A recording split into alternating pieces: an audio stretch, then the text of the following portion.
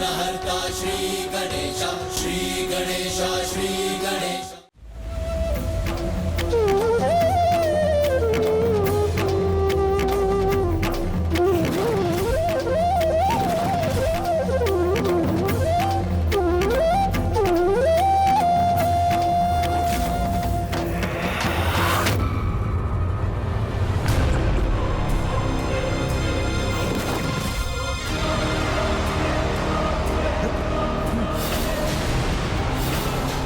इस दुष्ट ने तो बांसुरी की ध्वनि से सबको सम्मोहित कर लिया है। बिना युद्ध किए ही हम अपना राज्य और अपने स्वर्गलोक पर से आधिपत्य खो चुके हैं।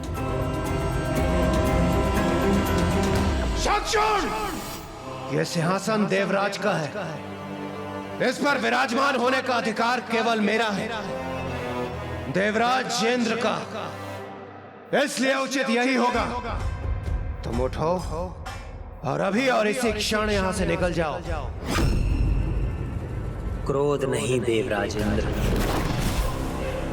सम्मान के साथ बात करो। जो इस सिंहासन पर है वही उसका अधिकारी है, अर्थात अब देवराज मैं हूं। और तुमने तो स्वयं मुझे यह स्थान सौंपा है, तो तुम्हें किस बात का रोष है? खोया हुआ सम्मान और सिंहासन इतनी सरलता से प्राप्त नहीं होता इंद्र। उसके लिए प्रयत्न करना होगा। तो मैं प्रस्तुत हूं। ले सको तो ले लो पुनः अपना सिंहासन।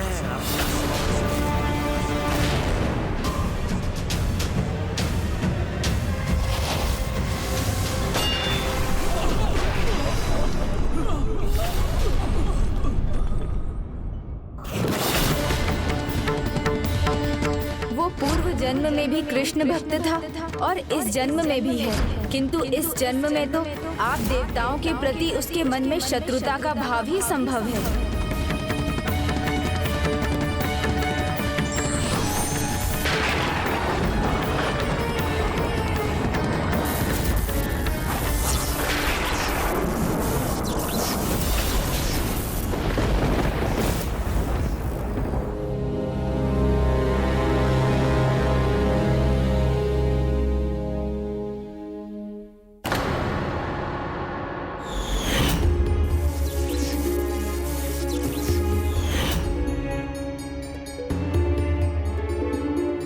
पुत्री, देवताओं के कोई भी अस्त्र शंखचूड़ को आहत नहीं कर सकते। जिस प्रकार उसने दोनों लोकों पे विजय पाई है, उसी प्रकार वो देवताओं पर भी विजय पाएगा। हाँ पिताश्री, किंतु एक पत्नी होने के नाते उनके लिए चिंतित रहती हूँ। बस वो कुशल रहे, सुरक्षित रहे और विजयी हो, यही कामना है मेरी प्रभु से। देवगण!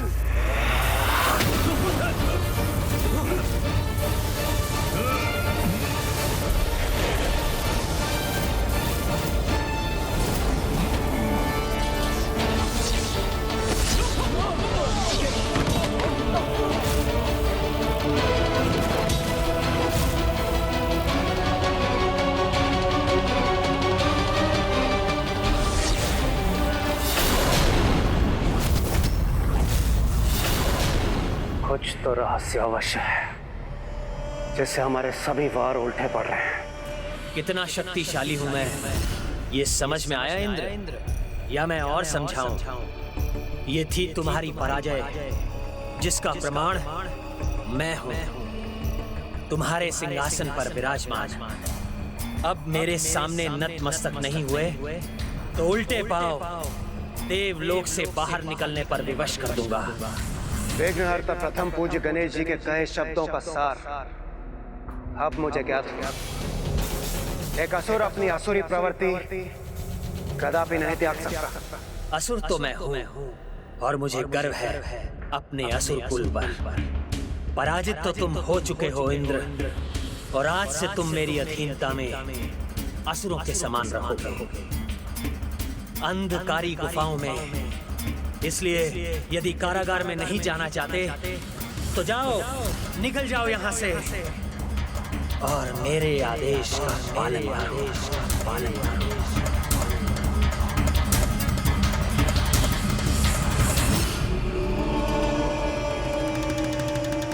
तुम कहाँ जा रहे हो?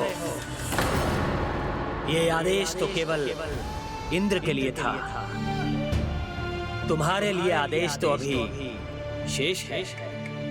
ध्यान से देखो अपने नए देवराज स्वर्गाधिपति को।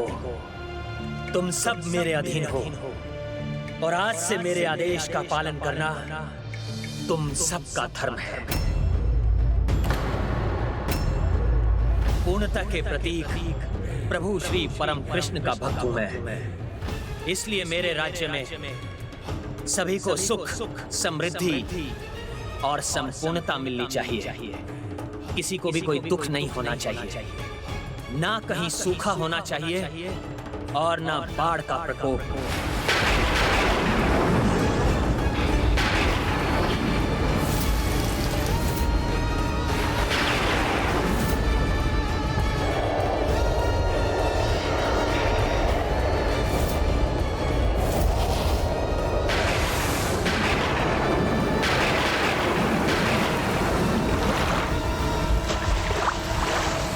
कुबेर, जिनके गृह में अन्न नहीं, उनके भंडार अन्न से भर जाने चाहिए।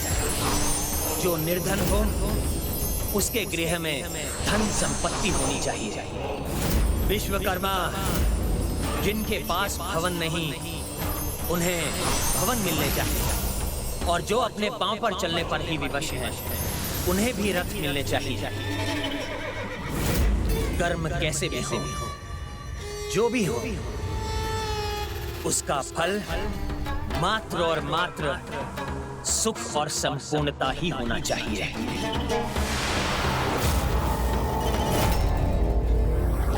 देवराज कहाँ हैं आप? देवराज देवराज देवराज देवराज कहाँ हैं आप सभी यहाँ कैसे? देवराज, ये कैसी दुर्दशा हो रही है हमारी? वो असुर हम सभी पर राज कर रहा है। देवराज, हमसे सब कुछ छीन कर हमें दरिद्र और हीन बनाकर समस्त सृष्टि में वैभव फैला दिया है उसने। न श्रम न चेष्टा, किसी का कोई महत्व नहीं। हमें सभी को सब कुछ देना होगा, ये नियम बनाया है उस दुष्ट ने। तो वो दुष्ट ऐसा कर क्यों रहा है? क्या योजना होगी उसकी इसके पीछे? जिससे देवताओं की किसी को कोई आवश्यकता ही ना रहे। आवश्यकता नहीं होगी तो देवताओं में आस्था भी नहीं रहेगी, और आस्था नहीं रहेगी तो देवताओं की पूजा भी नहीं होगी। जब कर्म का महत्व नहीं रहेगा तो सुकर्म और दुष्कर्म में कोई भेद ही नहीं रहेगा, और तब स्वयं को भक्ति एवं धर्मपरायणता से सुधारने की कोई आवश्यकता नहीं रहेगी। और जब इनका कोई महत्व नहीं रहेगा तो भगवान में विश्वास क्यों रहेगा? और भगवान में विश्वास नहीं रहेगा तो आसुरी प्रवृत्तियां फैलेंगी, मनुष्य भी आसुरी व्यवहार करेंगे। वही चाहता है शंखचूड़, वो भगवान का नाम ही मिटाना चाहता है। मनुष्य के कर्म उसका भाग्य निर्धारित करते हैं। स्वयं को तपाने से ही मनुष्य स्वर्ण के समान निखरता है, और जीवन का संघर्ष व्यक्ति के चरित्र को निखारता है, उसे दूसरों के प्रति संवेदनशील बनाता है। किंतु जहाँ संघर्ष नहीं है, जहाँ सब कुछ बिना प्रयास किए ही अधिकता में प्राप्त हो, वहाँ ना किसी उपलब्धि का सम्मान होता है और ना ही किसी वस्तु का। अर्थात भोजन, जल, संपत्ति सब व्यर्थ करने का आचरण फैल जाएगा। ऐसी परिस्थिति में पाप और पुण्य का भेद मिट जाता है। अधर्म और अधर्मियों की सत्ता स्थापित होती है। मनुष्य अनुचित आचरण के आदी हो जाते हैं। बुराई का फल ही ना मिले तो फिर बुरे कर्मों को करने में कैसा भय? इस प्रकार भय विहीन समाज में मनुष्य अच्छे बुरे का ध्यान किए बिना अधर्म करने के लिए स्वयं को स्वतंत्र मानेगा। इसलिए शंखचूड़ संपूर्णता का नहीं, अधर्म का विस्तार कर रहा है।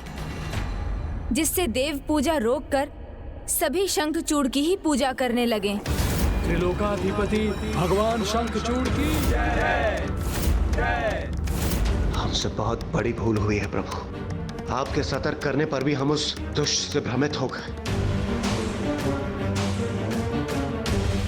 एक भूल तो हुई है देवराज, जिसका इतना भयंकर परिणाम हुआ, किंतु अब भूतकाल के बारे में विचार करने की एक और भूल मत कीजिए। जो बीत गया उसको तो नहीं सुधारा जा सकता, किंतु जो होने वाला है, जो भविष्य है, उसको सुधारने के लिए अभी वर्तमान में कुछ करना अनिवार्य है। उसका विचार कीजिए। आप उचित कह रहे हैं गणेश। हमें शंखचूड़ को पराजित कर धर्म की सत्ता पुनः स्थापित करनी होगी। उसकी पराजय सुनिश्चित करने के लिए हमें आपकी सहायता की आवश्यकता पड़ेगी। वो श्री परम कृष्ण का भक्त है और मैं कृष्ण तत्व हूँ। भगवान और भक्त की मर्यादा का पालन करते हुए स्वयं मेरा उससे युद्ध करना अनुचित होगा।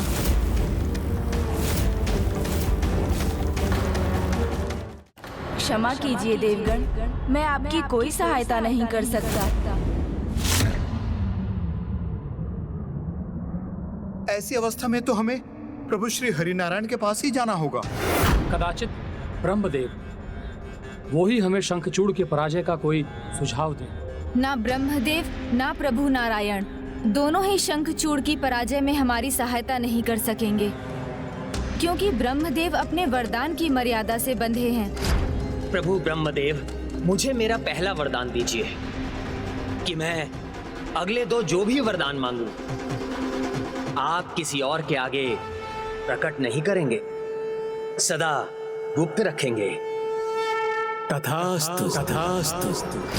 और शंखचूड़ का जन्म असुर सम्राट दंभ के पुत्र के रूप में प्रभु नारायण के वरदान से हुआ था, इसलिए वो भी उसका वध नहीं करेंगे।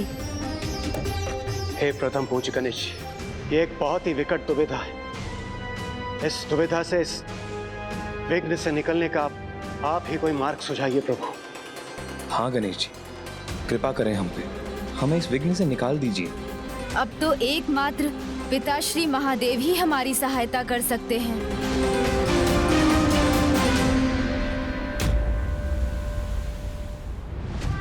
विराजिए पिताश्री। स्वागत है पिताश्री। देखिए, आपके पुत्र ने आपकी सभी इच्छाएं पूर्ण कर दी। त्रिलोक विजेता बन गया हूं मैं, और अब स्वर्ग लोक पर भी हमारा अधिकार है।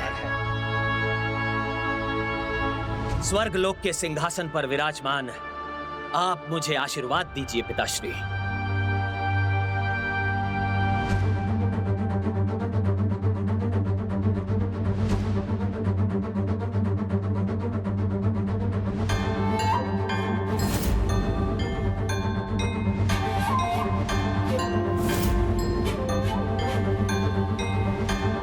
चिंता मत कीजिए पिताश्री, ये देवताओं को स्मरण कराने के लिए है कि वो मेरे अधीन हैं।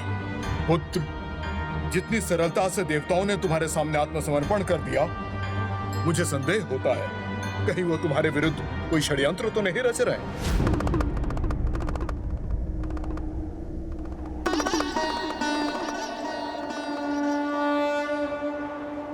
देवगण, मैं आपकी इस समस्या में कोई सहायता नहीं कर सकता। कोई सहायता नहीं।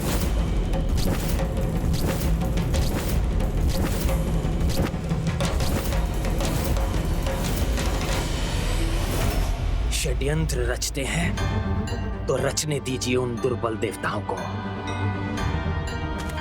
मुझे कोई चिंता नहीं है और आपको भी नहीं होनी चाहिए। जब तक ब्रह्मदेव का वरदान मेरे साथ है, तुलसी के पतिव्रत का कवच प्राप्त है, तब तक मुझे कोई पराजित नहीं कर सकता, ना ही कोई रोक सकता है। स्वयं महादेव भी नहीं, महादेव भी नहीं, महादेव भी नहीं, महादेव भी नहीं,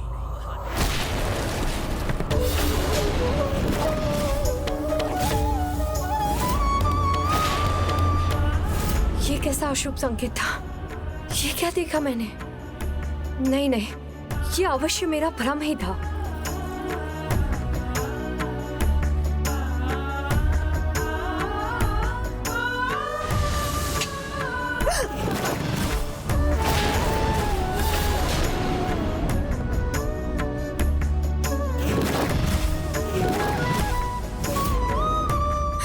रक्त रंजित युद्ध भूमि क्यों दिखाई थी मुझे? ऐसा सर्वनाशी युद्ध जो कदापि नहीं होना चाहिए, उसका ये कैसा संकेत मिल रहा है मुझे प्रभु? देवादिदेव महादेव, जिनकी शक्ति सर्वोच्च है, अनंत है, जिनसे कोई पार नहीं पा सकता, जिनकी क्रोधाग्नि से कोई बच नहीं सकता, क्या तुम उनकी क्रोधाग्नि से भयभीत नहीं? सर्वोच्च है वो, मानता हूं, किंतु उनकी शक्ति का मुझे कोई भय नहीं। यदि वो मेरे कार्य में हस्तक्षेप करेंगे तो वो भी मुझे रोकने में असफल होंगे। इस परिस्थिति में मैं हस्तक्षेप क्यों करूं? क्यों जाऊं? क्यों करूं उसका वध? शंखचूड़ ने आप देवताओं से कुछ नहीं छीना। जो भी उसे प्राप्त हुआ वो आप ही ने उसे स्वयं दिया है, और अभी तक उसने दंडित होने के लिए ना कोई ऐसा अधर्म किया, ना मुझे कोई चुनौती दी जिसके कारण मैं स्वयं उससे युद्ध करूं और उसका अंत करूं।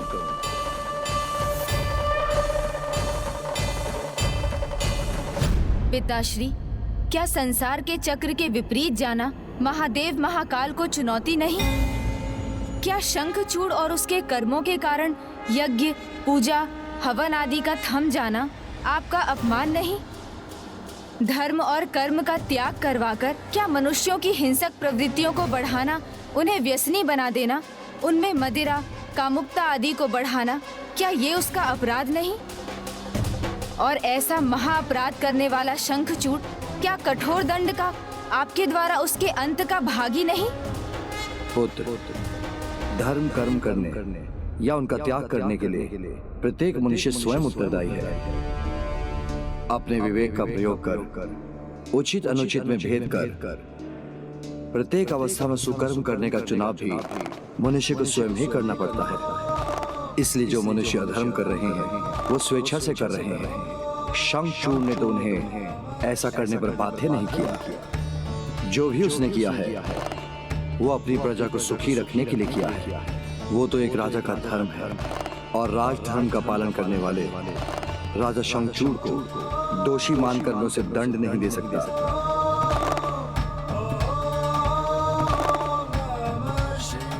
सर्वप्रथम हमें उसे ये ज्ञात कराना होगा कि जिसे वो अपनी प्रजा का सुख मान रहा है उसके कारण अधर्म का प्रचार हो रहा है।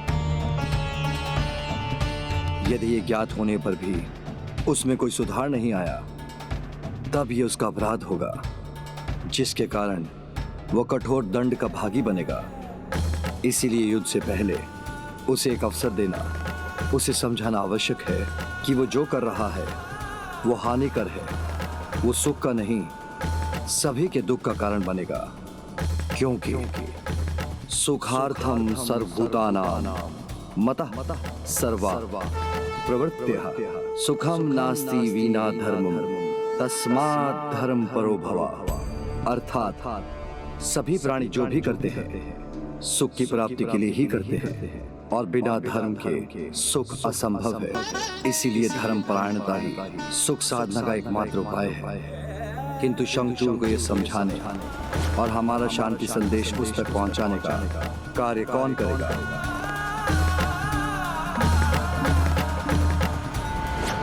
ये तो सर्वथा उचित कहा है पिताश्री ने।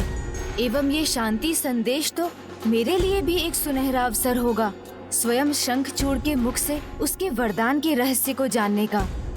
किंतु स्वामी, वो असुर तो देवताओं का विरोधी है, इसीलिए किसी भी देवता के मुख से कुछ भी कहा जाएगा वो कदापि नहीं सुनेगा। तो फिर कौन जा सकता है वहाँ? गंधर्व राज चित्रार्थ पुष्पदंत महान कृष्ण भक्त हैं, और वो देवता भी नहीं, इसलिए शंखचूड़ उन्हें कोई क्षति नहीं पहुंचाएगा। उनकी बात वो अवश्य सुनेगा।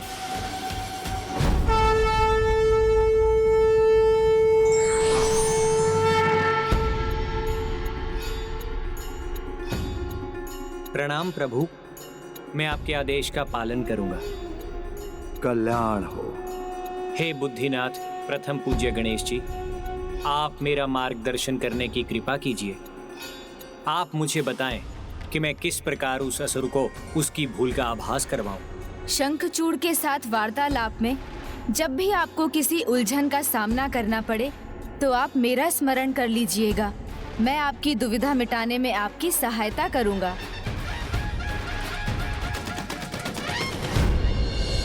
अकारण तो नहीं आए होंगे आप, तो कहिए कौन हैं आप और क्या कहना है आपको?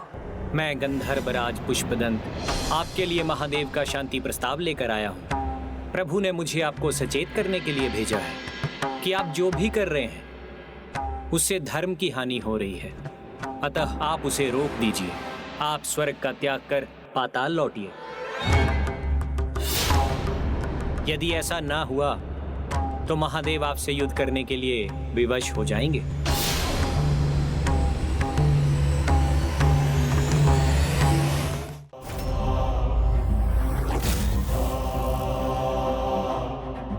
हानि हो रही है संसार की?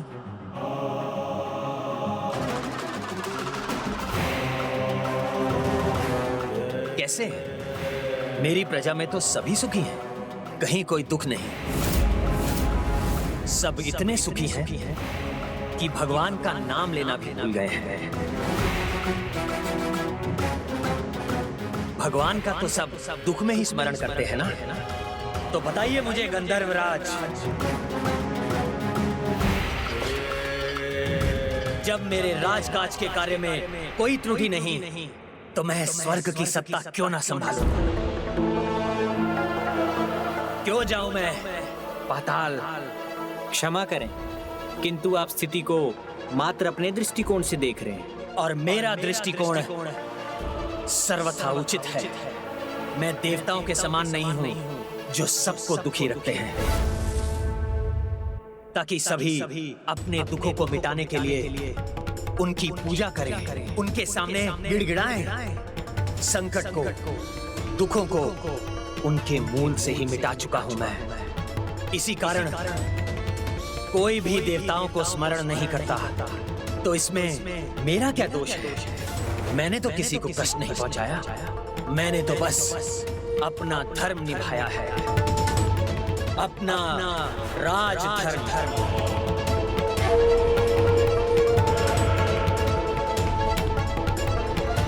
हे गणेश जी, हे बुद्धिदाता, शंखचूड़ के प्रश्नों के उत्तर मेरे पास नहीं।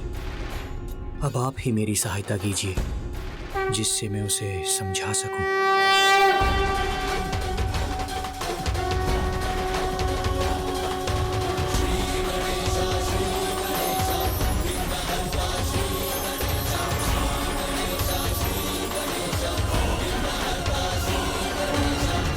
अति सर्वत्र वर्जिएत। समय अनुसार सामान्य वर्षा तो आवश्यक है, किंतु अतिवृष्टि सब कुछ बहा ले जाती है और तब महामारी और रोग का प्रकोप बढ़ जाता है। सूर्य का ताप आवश्यक है, किंतु जब उस ताप की अति हो जाए तो वो सबको जलाकर नष्ट कर देता है और तब सभी प्राणी अन्न के एक एक दाने और जल की एक एक बूंद के लिए व्याकुल हो उठते हैं। इसीलिए अति से बचना चाहिए, उसका परिणाम सदैव हानिकारक होता है। आपके द्वारा अपनी प्रजा के लिए की जाने वाली भलाई की अति भी बुराई को जन्म दे रही है। उससे अधर्म और असंतुलन का विस्तार हो रहा है। आपसे भूल हो रही है नारायण भक्त शंखचूड़, बहुत बड़ी भूल। ईश्वर के प्रति आस्था और धर्म का पालन कुछ पाने की इच्छा से नहीं किया जाता।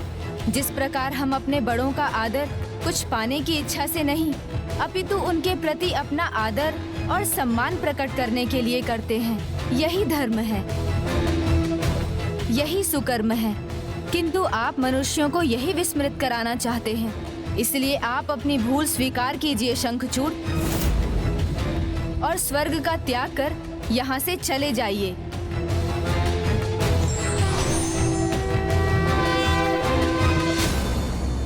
वो क्यों जाएगा स्वर्ग से? शंखचूड़ ने अपनी योग्यता से स्वर्ग का सिंहासन प्राप्त किया है, वो उसे कदापि नहीं त्यागेगा।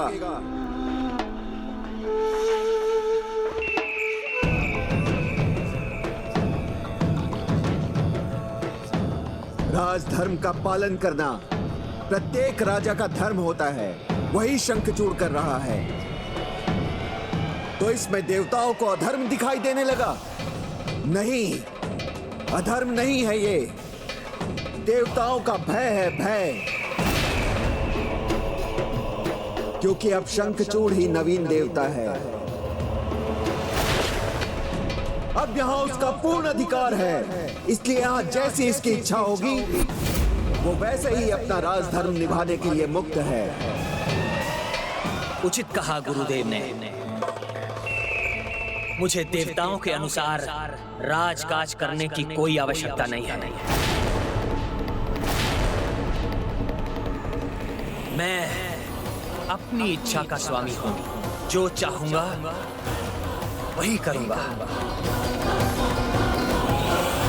मैं त्रिलोक का स्वामी हूं और मुझसे मेरा यह अधिकार कोई नहीं छीन सकता। स्वयं महादेव, स्वयं महादेव, स्वयं महादेव, स्वयं महादेव।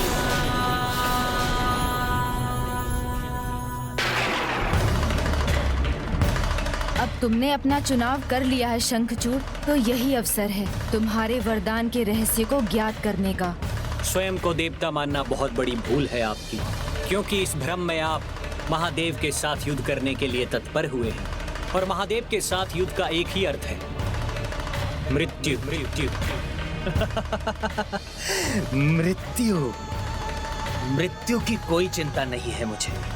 आप फिर भूल कर रहे हैं। मुझे ज्ञात है कि आपको ऐसे वरदान प्राप्त हैं जिनके कारण आप स्वयं को सुरक्षित समझ रहे हैं, किंतु प्रभु महादेव के सामने ना आपके वरदान टिक सकेंगे और ना ही आप। मुझे क्या वरदान प्राप्त है ये तुम्हें ज्ञात नहीं। हाँ, ये तो उचित है, हमें तुम्हारे वरदानों का ज्ञान नहीं, किंतु अब ये रहस्य स्वयं तुम उजागर करोगे शंखचूड़। आपने सत्य कहा। मुझे नहीं ज्ञात कि आपको कैसा वरदान प्राप्त है, किंतु इतिहास का ज्ञान है मुझे, और कदाचित आप ये भूल रहे हैं शंखचूड़, क्योंकि आपसे पहले भी बहुत शक्तिशाली असुर हुए हैं। जलंधर, अंधक, अंधक और त्रिपुरासुर, उनको भी यही विश्वास था कि उनके वरदान ने उनको अजेय बना दिया है, किंतु उनका विश्वास असत्य प्रमाणित हुआ और भयंकर अंत हुआ उनका। जब उसके पाप की गागर भरी, तब नारायण का वरदान भी जलंधर को महारौद्र महाकाल भगवान शिव से बचा ना सका, और ना ही अंधक और त्रिपुरासुर को ब्रह्मदेव के वरदान ही सुरक्षित रख सके। प्रभु महादेव ने इतने शक्तिशाली वरदानों को निरर्थक बनाकर उन असुरों के वध का भी उपाय ढूंढ लिया।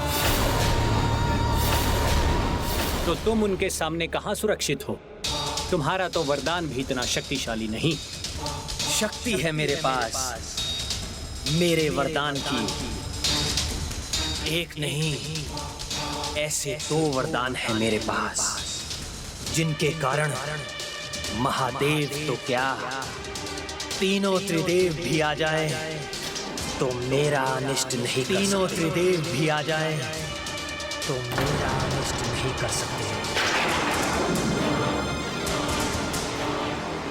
ओह, कदाचित ये शंखचूड़ को उकसाकर उसके वरदान का रहस्य ज्ञात करना चाहता है।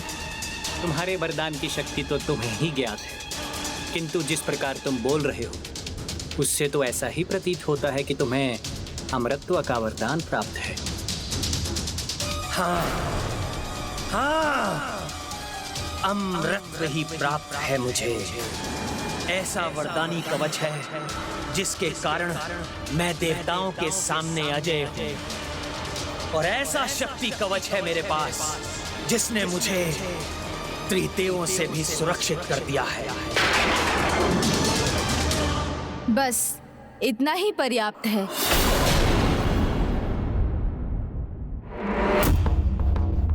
तो मैं क्या समझूं?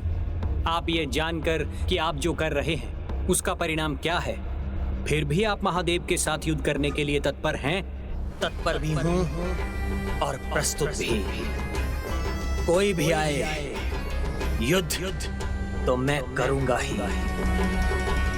फिर वो चाहे महादेव ही क्यों ना, महादेव ही क्यों ना, महादेव ही क्यों ना, महादेव ही क्यों ना,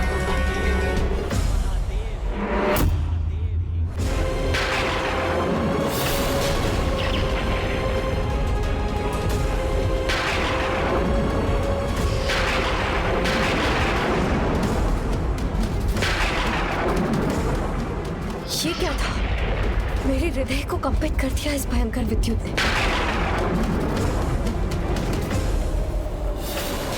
मेरी पूजा का अखंड दीपक, उसे कुछ नहीं होना चाहिए।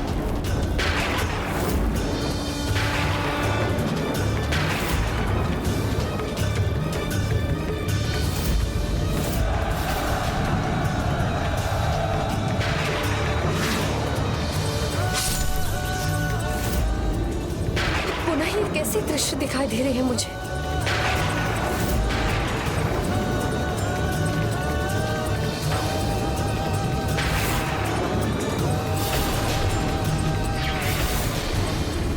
स्वामी महादेव के सामने।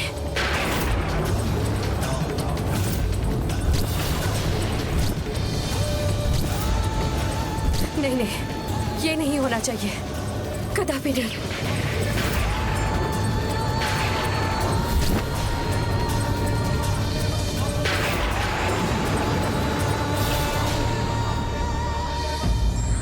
कर्मठता व्यक्ति को संवेदनशील बनाकर उसके चरित्र को निखारती है और अकर्मण्यता व्यक्ति को अराजक बनाकर उसके पतन की ओर ले जाती है।